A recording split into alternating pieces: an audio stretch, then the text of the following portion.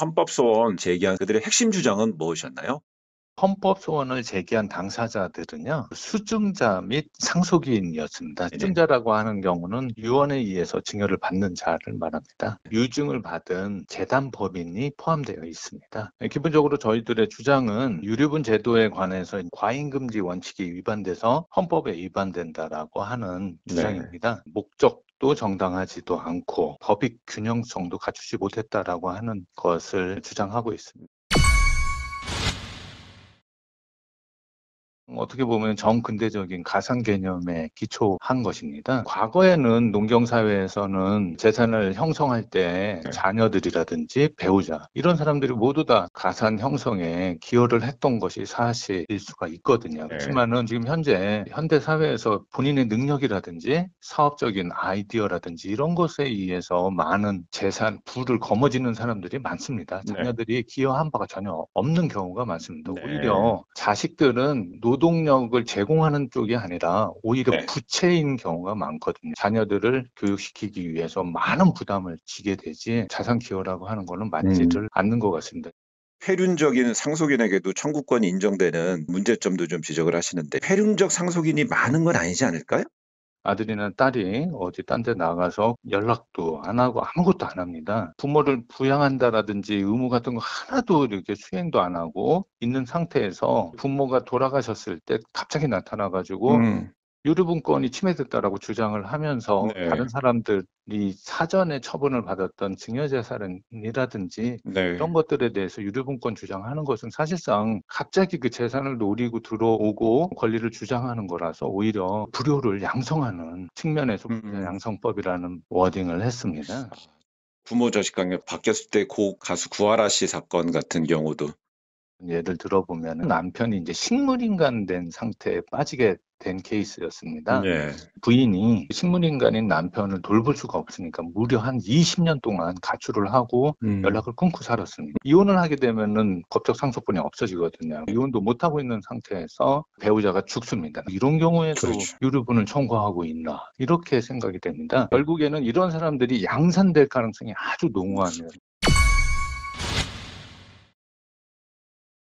여성 배우자나 딸이 재산 상속에 제외되는 상황이 좀 지금은 많이 좀 개선됐다고 판단하십니까?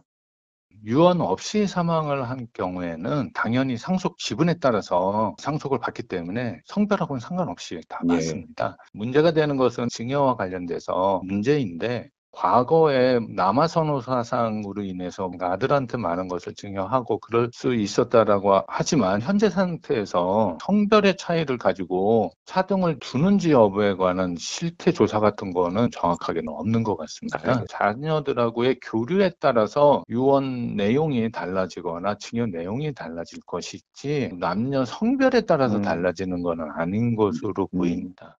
네. 비혼도 있고 네, 이 1 맞습니다. 인 가구도 많이 늘어나다 보니까 이 가족 네. 모델이 확 변했는데 피상속인이 배우자도 없고 자식이 없을 때 재산을 전체를 공익재단에 기부를 할 수도 있고 사회에 환원할 예. 수가 있거든요. 보통의 형제 자매가 재산 형성에 기여했다라고는 거의 볼 수가 없다라고 보여집니다. 자기 상속분의 3분의 1을 달라라고 하는 음. 경우는 문제가 있다라고 보여지고요. 과거 이게 입법됐던 1977년도의 사회상과는 너무나 달라졌고 본인의 어떤 재산적인 처분 권한이 더 존중되어야 되는 거 아닌가. 사회 경제적인 상황 자체가 많이 변했기 때문에 유류분 제도가 지켜주는 뭐 사회적 미덕이 일부 네. 부작용보다 더 크다 이렇게 주장하는 사람도 있을 것 같습니다.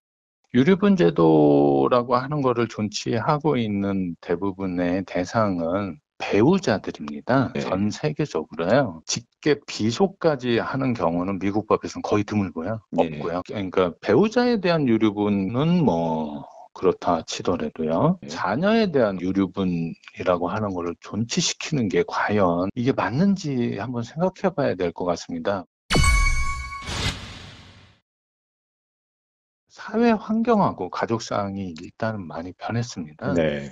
그러기 때문에 10년 전의 상황과 지금 현재 상황에 대해서 다시 한번 위헌 판단을 받을 수 있다라고 네. 생각이 돼서 또 그러한 경우에 위헌 판단을 한 케이스들이 많습니다. 호주제라든지 간통죄 이런 문제들 시대 상황의 변화에 따라서 위헌 예. 판단은 충분히 청구할 수 있다라고 생각하고요. 예. 항상 알겠습니다. 시대상을 반영하여야 한다라고 하는 게 헌법재판소의 소명으로 생각해서 이렇게 다시 청구하게 됐습니다.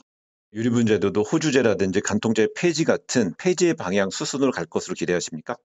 외국에서는 형제 자매는 당연히 유류분권자 아니고 직계 존속도 포함 안 시키고 이런 경우들이 많이 있습니다. 네. 부양 의무를 저버렸을 경우에는 유류분 상실시키기도 하고 예. 공익재단과 관련돼서는 특례를 인정을 해서 공익을 더 우선시하는 경우가 많이 있습니다. 우리나라 유류분 제도는 유언자의 자유를 너무나 심하게 침해할 뿐만이 아니라 네. 가족들을 분쟁으로 이끄는 가장 큰 문제 중에 하나 아닌가 생각됩니다. 유류분 위헌을 다툴 공개 변론은 더 이상 없습니다. 이제 헌법재판소의 시간입니다. 재판관들은 사건 기록과 변론 내용을 토대로 충분한 토론을 진행한 뒤 선고 기일을 잡게 됩니다. 시점은 예단하기 쉽지 않습니다. JTBC 전용입니다.